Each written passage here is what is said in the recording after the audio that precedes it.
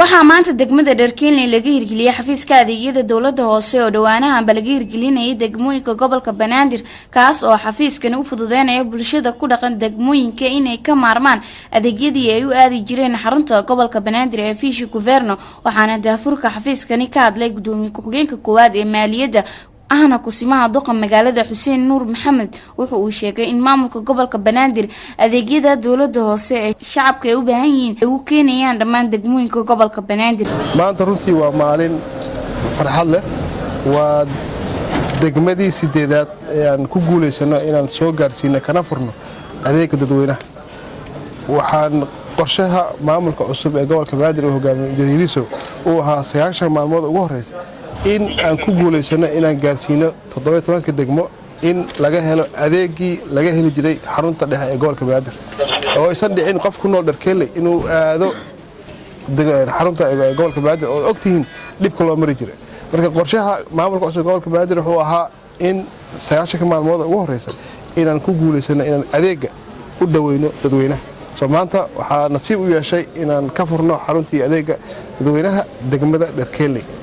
waxaan ujeedka ugu weyn waxa waaye in dadka degan degmooyinku inay dareemaan in ay degmada leeyihiin inay ka heli karaan khidmadii ay uga baahnayeen dawladda hoose iyagoo jooga degmadooda ma aha qofka ku nool Dharkiinle inuu dhalasho ama sugnaan inuu aado meel ka fog suunta liid u aado ma aha Dayniile waa degmada sagaalaad ee laga hirgeliyay xafiiska adeegyada dawladda hoose gudoomiyaha degmada ayaa dhankiisa soo dhaweeyay xafiiska wuxuu sheegay in shacabka degmada ay u baahnayeen sida aad u jeedaan maanta waxa nasiib u yeeshay oo markii sagaalaad noqday degmada Dayniile oo dadkeedii loo keenay dhammaan adeegyada dawladda hoose hadiyada shatiyadii عليه دلشة سجنان تأثير من شيء بي وح كستي قبل كبنادر وادي جرين وحلو كان دقمدو ده ما حد أصلا وحاس كله بدوميها قبل كبنادر أهنا دوقة مقالة مقدسة أنت أنكلي معهن حفيسي بدن وادي جرتين قبل يعني إن شاء الله تعالى أسبوعي صوص على الذين كانوا دونا يكجران عشوريه جريه وح كصدق بهن جرتين قبل dadweynaha reer Dayniile sharafta leh waxaan ka rajeynaynaa inay ka faa'iideysan doonaan fursadaas qaaliga ee uu siiyay gobolka waxaan rabaa inuu mahad celiyo dhammaan maamulka gobolka Banaadir sida uu ugu soo dhaweeyay maamulkii adeegyadii looga baahnay dawladda hoose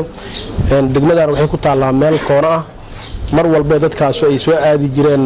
waxay dhibaato ay la kulmi jireen wadada xiran amni darrada marka qaar dib badan ka gaari jiray